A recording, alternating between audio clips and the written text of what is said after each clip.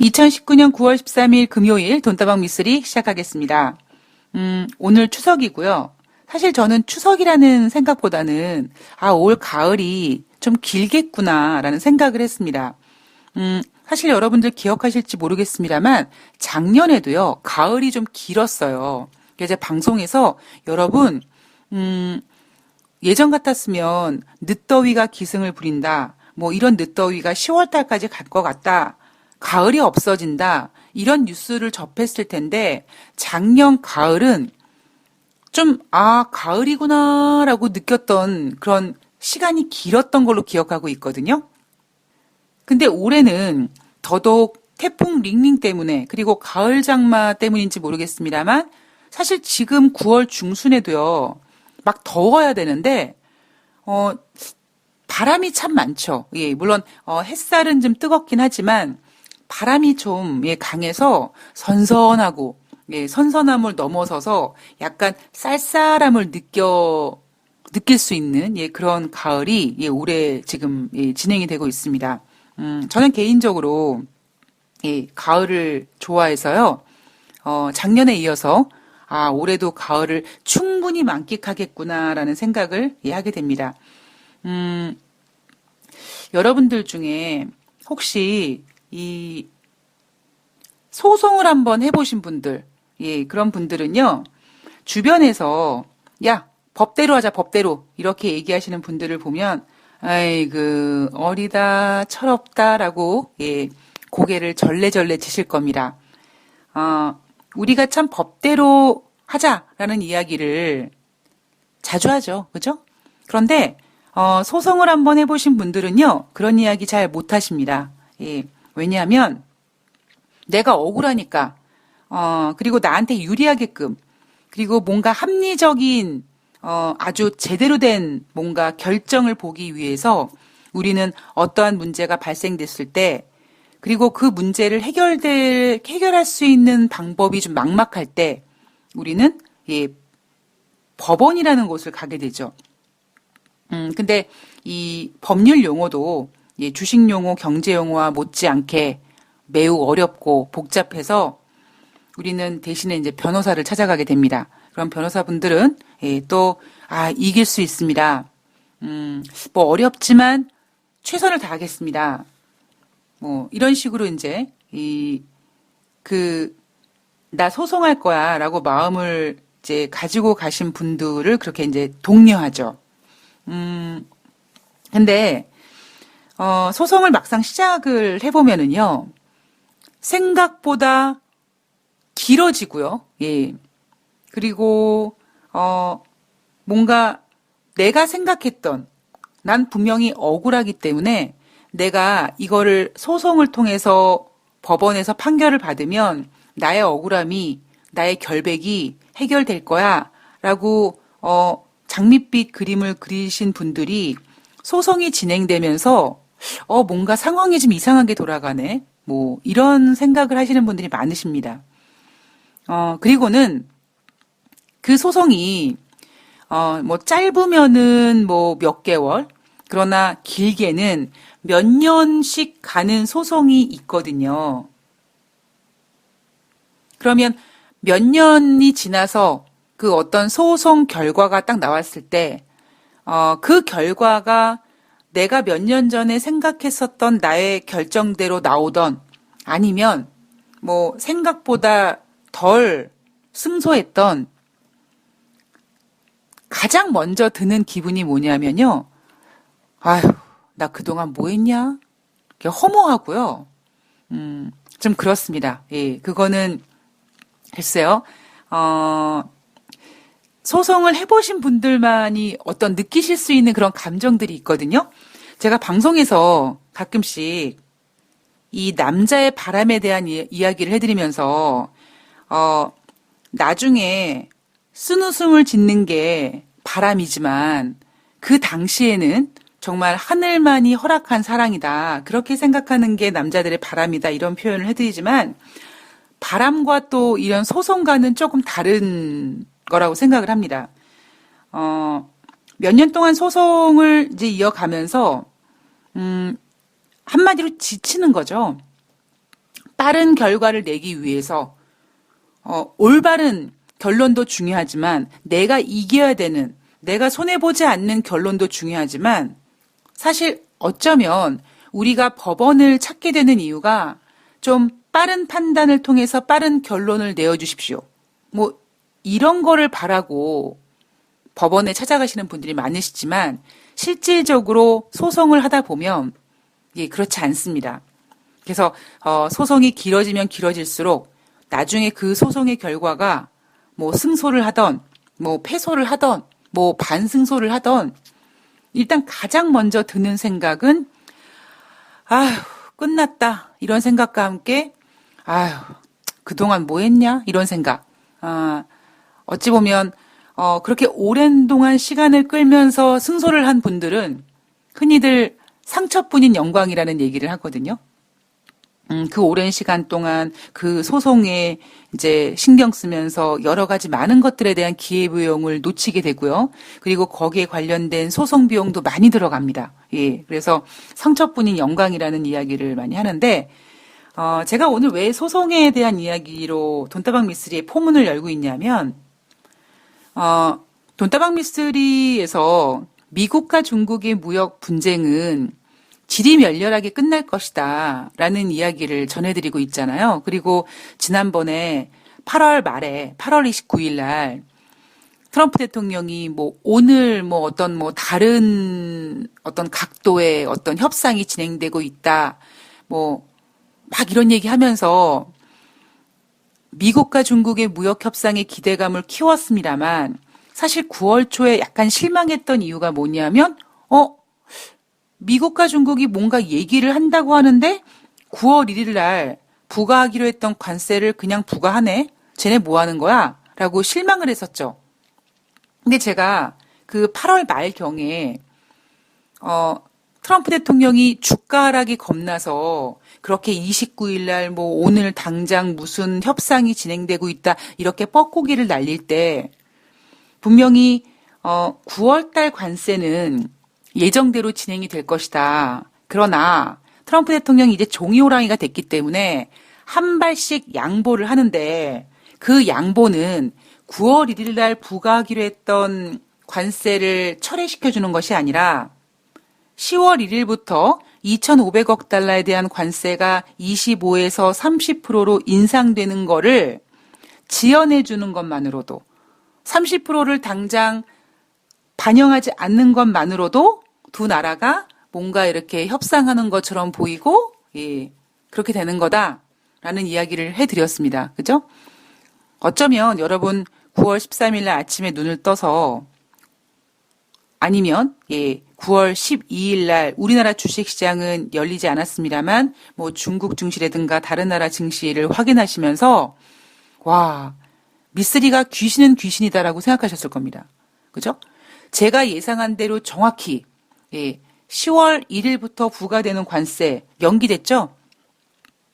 9월 1일부터 관세 부과하는 거는 건드리지 않고 10월 달부터 인상되는 관세를 연기해 줍니다. 저는 미국과 중국이 이런 식으로 진행을 할 줄 알았어요. 그래서 제가 미국과 중국의 무역 협상은 앞으로 지리멸렬할 거다. 어느 순간 미국과 중국의 무역 협상에 대한 이슈는 뉴욕 증시에서 보기 힘들 거다. 미국과 중국의 무역 협상이 없는 게 아니라 뉴욕 증시는 다른 이슈들로 인해서 이제 막 움직일 거고 가끔씩 미국과 중국이 이번에 베이징에서 혹은 워싱턴에서 만나서 뭐 무슨 어디 합의를 했고 또 이런 식으로 이제 쟤네들 아직까지 안 끝나고 저러고 있어? 제가 그렇게 할 거라고 말씀드렸죠. 미국과 중국의 무역 협상이 그렇게 진행될 수밖에 없는 이유, 지리멸렬할 수밖에 없는 이유도 말씀드렸습니다. 그 이유는 뭐냐면 두 나라가 협상 테이블에 앉아서 우리 그동안 없었던 일로 하자라고 합의를 보기에는 너무 두 나라가 쪽팔린 거예요. 왜냐하면 두 나라가 얻은 게 아무것도 없거든요. 미국은 계속 공격만 했고 중국은 계속 방어만 했습니다. 계속 공격만 하는 미국을 보고 와, 중국이 조만간 항복할 거다라고 생각했고 시간이 지나가면서 와, 중국이 되게 잘 버티네 라고 했지만 그렇게 버티기 위해서 중국은 속에서는요, 썩고 곪고 있습니다. 그런데 지금 상황에서 보세요, 여러분. 작년 3월 달에 우리가 가장 많이 들었던 것이 뭐냐면, 이 미국과 중국의 무역 분쟁에 있어서 뭐 미래의 먹거리를 어떻게 하고, 뭐 국가의 뭐 보안 문제가 어쩌고, 예. 뭐 무역 규모가 어쩌고, 무역 적자가 어쩌고. 그래서 큰 명분을 가지고 미국과 중국의 무역 분쟁이 시작이 됐습니다만 지금 1년 반이 넘어가고 있잖아요. 무슨 의미가 있습니까? 그죠? 뭐 달라진 게 뭐가 있고 뭘 얻었으면 뭘 했습니까? 마치 우리가 법원에 가서 소송했을 때 처음에는 내가 상대를 조져야지, 내가 저놈의 새끼 내가 혼내줘야지, 뭐 이런 생각으로 법원에 가서 소송을 걸었는데 소송이 진행되면서 아휴, 내가 왜 가만히 있어봐, 내가 저 새끼를 왜 조지려고 했지? 라는 생각조차 까마득할 정도로, 예, 그렇게 바뀌게 되는 게 바로 사람이거든요. 마치 지금 진행되고 있는 미국과 중국의 무역 협상이 그렇습니다. 근데 이게 미치고 팔짝 뛰고 팔짝 뛸 노릇이 뭐냐면 우리가 고래 싸움에 새우등 터진다고 하잖아요.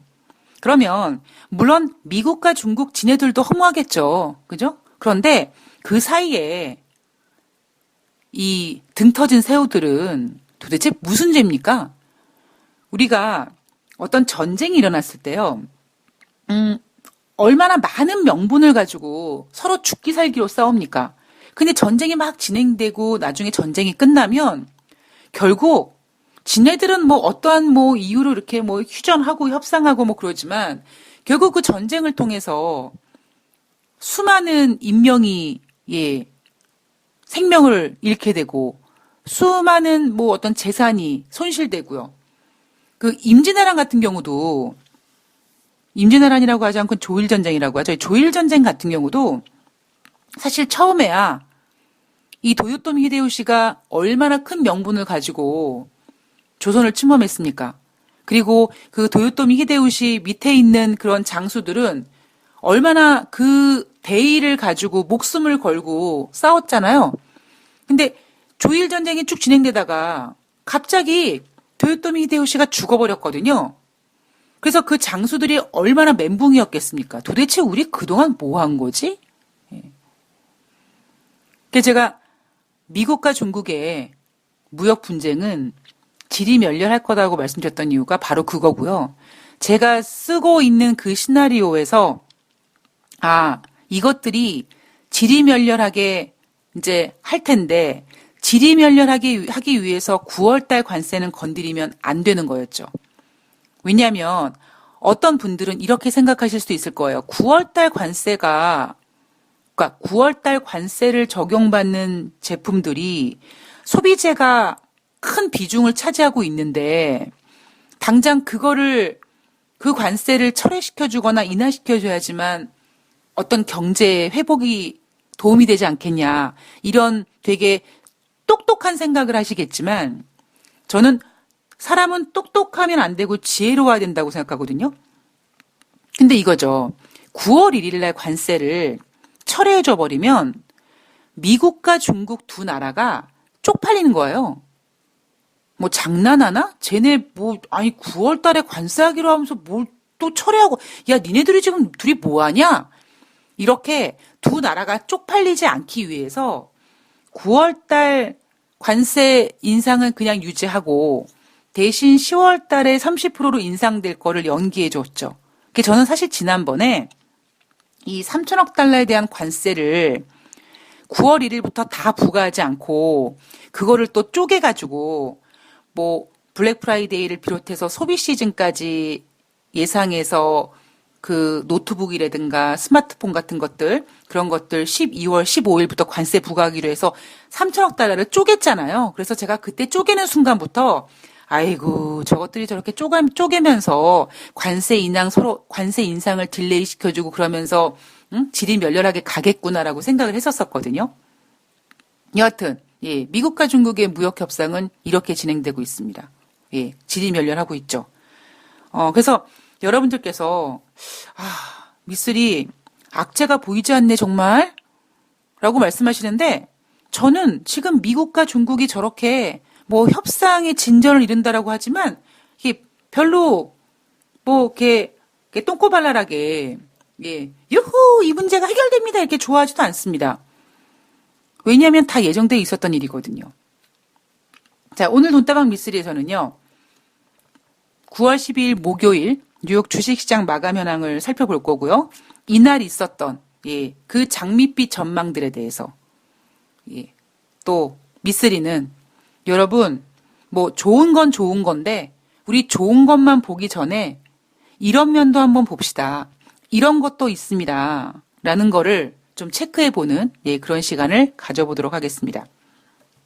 자, 다우지수가 0.17% 상승해서 27,182포인트, 나스닥이 0.30% 상승해서 8,194포인트, S&P 500이 0.29% 상승해서 3,009포인트로 마감을 했습니다. 22 통화정책회의가 열렸고요. 그리고 미국과 중국의 무역협상이 진전을 이뤘고요. 국제유가는요, WTI가 전일 대비 배럴당 66센트 1.2% 하락해서 55.09달러로 마감을 했습니다. 자, 국제 유가가 왜 하락했냐면요. 이 왕실 이 국왕의 네 번째 아들이죠. 새로운 사우디 신임 에너지부 장관이 12월 달에 감산 결정할게요. 라고 하는 바람에 시장에서는 감산하지 않을까? 왕의 네 번째 아들이 사우디 새로운 신임 에너지부 장관이 됐는데 이 인간이 감산을 매우 좋아하는 인간이고 그리고 거기다가 왕실이 직접 이런 유가를 관리한다. 그래서 이 사람이 신임 에너지부 장관으로 딱 임명되면서 뭔가 보여주기 위해서 추가적으로 감산하지 않을까? 그런 기대가 있었죠. 근데 미쓰리가 앞에서 여러분들께 이런 얘기 해드린 적이 있습니다. 국제 유가의 추가 감산은요, 언제 진행이 될 거냐면, 지금 WTI가 55.09달러라고 했죠? 50달러가 위협을 받으면, 예, 그때 되면 추가 감산 이야기가 나올 겁니다. 그 전까지는 지금 55달러는요, 각 그 유가 시장을 전망하는 그런 전문가들이 적정 유가를 지금 60달러 정도까지 보고 있기 때문에 딱 60달러가 아니라 60달러 플러스 마이너스 여유를 두고 있기 때문에 지금 국제 유가 55달러에서 여기서 굳이, 예, 추가 감산을 진행할 필요는 없습니다. 특히 지금 현재 하루에 120만 배럴씩 감산하기로 한 결정이 이미 원래는 올해 말까지였는데 2020년 3월 말까지 쭉 연기해 놓은 상태이기 때문에 감산에 대한 어떤 효력 유지가 진행되고 있습니다. 그래서 추가 감산에 대한 이야기는 올 연말에 가서 뭐 얘기할 거라고 얘기했지만 만약에 올 연말에 가서 국제 유가 시장에서 WTI가 이 가격에서 별로 변함이 없으면 추가 감산 그렇게 기대하시면 안 될 것 같아요. 즉 기간이 중요한 게 아니라 뭐 연말이라든가 뭐 내년 기간이 중요한 게 아니라 WTI는 50달러가 위협받으면, 예, 50달러가 깨지거나 50달러가 또 가면 전문가들이 또 가만히 있습니까? 전문가들 주둥이 또 가만히 있지 않잖아요. 아이고 이제 50달러 깨질 거고 30달러 갈 수 있고 뭐 이런 얘기 할 거면 그런 공포가 이제 시장이 지배하게 되면 그때 감산, 추가 감산을 생각할 가능성이 높습니다. 제가 앞서서 이 사우디 신임 에너지부 장관이 임명된 부분에 있어서 제가 그날 유가에 대한 이야기를 해드리면서 사우디 신임 에너지부 장관이 임명됐는데 이 사람이 감산을 좋아하는 사람이고 그리고 왕자의 아들이 직접 사우디 신임 에너지부 장관이 됐다라는 거는 왕실이 관리를 하는 거다. 자, 이 재료는 제가 뭐라고 했습니까? 보험성 재료라고 했잖아요. 당장 효력을 내놓는 게 아니라 국제 유가 시장이 조금 어려워질 것 같으면 이 카드를 쓸 수 있는 보험성 카드라고 했습니다. 근데 이미 시장에서는 사우디 신임 에너지부 장관이 임명되고 이번에 회의가 열렸을 때 이번에 뭔가를 기대했는데 안 됐던 거죠. 미쓰리가 그랬죠? 예, 이 사람이 에너지부 장관 된 거는 예, 보험이에요, 보험. 그리고 국제 유가의 감사는 기간이 중요한 게 아니라 언제 하는 게 중요한 게 아니라 가격이 $50가 위협받으면 추가 감산 얘기가 나옵니다. 여러분 단순하게 생각해 보세요. 이 사우디 신임 에너지부 장관이 12월 달 오펙 회의 전까지는 추가 감산 결정하지 않을 것. 즉 이거를 어떻게 해석해야 되냐면 12월 달까지는 그냥 갈 거야. 그냥 가는 게 언제까지 가는 겁니까? 내년 3월 달까지 가는 거예요. 근데 시장에서는 아유 감산하지 않는데 이런 실망감 그리고 요걸 조금 다르게 해석해서 그래 그럼 12월 달에 감산하겠구나 이런 기대감을 가지고 해석을 했지만 사우디 신임 에너지부 장관이 12월 달 오펙 회의 전까지 추가 감산을 결정하지 않을 것이라는 거는요. 이거는 만약에 여러분 12월 달에 빈에서 오펙 플러스 회의가 열리는데 이때 만약에 WTI가 $60가 가 있어요. 뭐 예를 들면 지금 막 이렇게 부양책을 써서 진짜 악재가 전혀 없이 호재만 만발해서 이 경기 부양책 효과가 막 나가지고 2019년 연말에 크리스마스 시즌 때 만약에 WTI가 $60, $65 가 있으면 사우디 신임 에너지부 장관이 12월 달에 추가 감산을 하겠습니까? 안 해요. 안 할 겁니다. 그래서 언제 뭐 12월 달에 추가 감산을 한다 그랬는데 할 것 같았는데 뭐 그때 한다고 하니까 이렇게 설레발을 칠 게 아니에요. 국제 유가의 감산을 결정하는 거는요. 언제 하느냐가 중요한 게 아니라 가격이 매우 중요하고요. 그리고 앞서도 말씀드렸지만 예, 사우디 신임 에너지부 장관은 이 사람의 그 추가 감산 카드는요. 사우디 에너지부 장관이 된 바로 쓰는 카드가 아니라 앞으로 유가가 위협받았을 때 쓸 수 있는 보험성입니다. 제발 전문가들은 어쩔 수 없이 설레발을 칠 수밖에 없지만 예, 전문가가 설레발을 칠 때 우리 개인 투자자분들이 좀 묵묵하게 바위돌처럼 좀 묵직하게 있어야지만 예, 흔들리지 않습니다. 자, 그리고 국제유가 관련된 재료가요.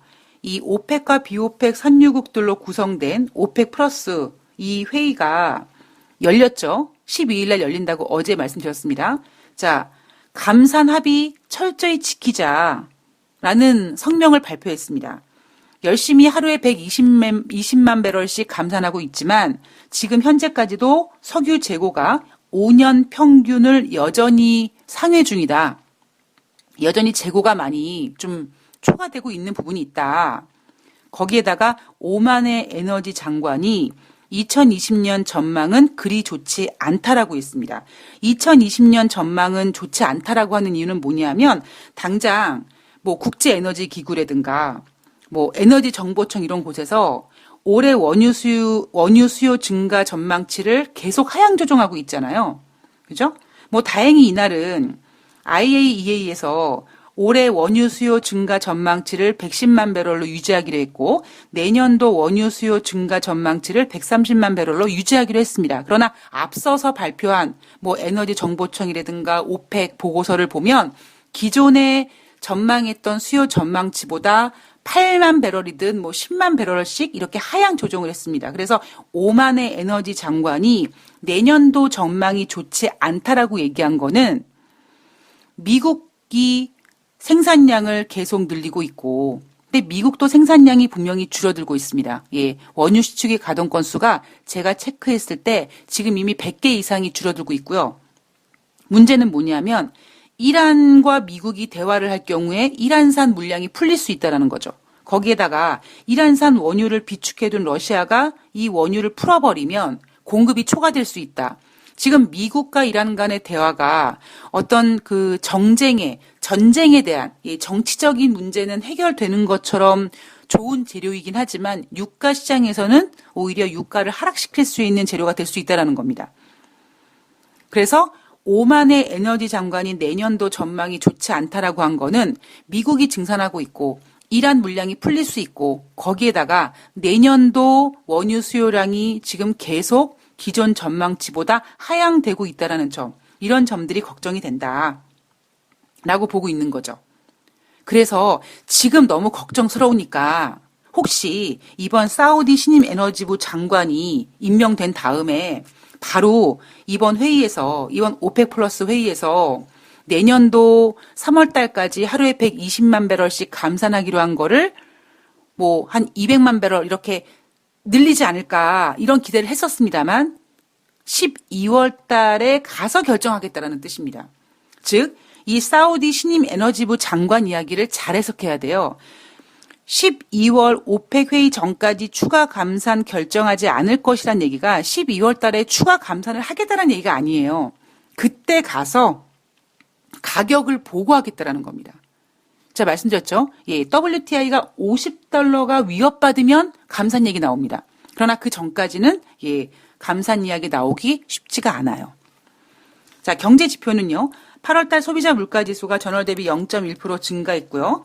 에너지 가격 여파로 7월 달에는 0.3% 증가했는데 7월 달보다는 둔화됐다. 그러나 월가 전망치 0.1% 증가에는 부합했다. 전일 생산자 물가지수가 발표가 됐는데 생산자 물가지표는 변함없을 것 같아요 라고 했는데 오히려 0.1% 증가돼서 미국 경제 물가가 다시 이렇게 회복되는 모습이네 이렇게 막 좀 포장하고 있습니다. 그리고 주간 신규 실업수당 청구 건수는 전주 대비 15,000명 감소해서 현재 20만 4,000명을 기록하고 있습니다. 시장 예상은 21만 5천 명이었는데 시장 예상치보다 더 감소한 모습을 나타나면서 미국 고용은 좋아라고 얘기하고 있죠. 자, 2부에서 이날 9월 12일 글로벌 이슈를 조금 더 면밀하게 하나씩 체크를 해보도록 하겠습니다. 자, 미국과 중국의 무역 협상이 지리멸렬해질 것이다. 그리고 하다못해 미국이 언제 부과하기로 한 관세를 연기해 주든가 철회해 줄 거다. 이런 예상이 지금 정확히 돈다방 미스리에서 적중시키고 있습니다. 그리고 왜 미국이 그렇게 하는지까지도 알려드리고 있습니다. 그러니까 여러분들은 절대 지금 진행되고 있는 상황이 흥분할 이유가 하나도 없습니다. 제가 조금 전에 국제유가도 사우디 에너지부 장관이 아무리 감축을 좋아해도 그 사람이 임명된 건 보험성이다라고 앞서서 말씀드렸죠. 돈다방 미스리는 흥분하지 않는 그리고 좌절하지 않는 저도 인간이기에 저도 참 감정 기복이 되게 들썩들썩한 사람인데 그래도 2008년도 이후에 많은 고난의 시간을 겪으면서 제가 이렇게 좀 평평해진 것 같아요. 그래서 그러한 덕분으로 최소한 경제를 읽음에 있어서 시황을 읽음에 있어서 여러분들 흥분하지 않도록 아무리 시장이 올라도 여러분들이 흥분한다는 것이 도움이 안 됩니다. 만약에 시장이 하락한다고 여러분이 좌절한다고 해서 그냥 가만히 손 놓고 있을 수도 없는 거잖아요. 항상 평정심을 유지하는 그런 마음으로 증시를 바라볼 수 있도록 2부에서 글로벌 이슈 하나씩 체크해 보도록 하겠습니다. 2부에서 뵐게요.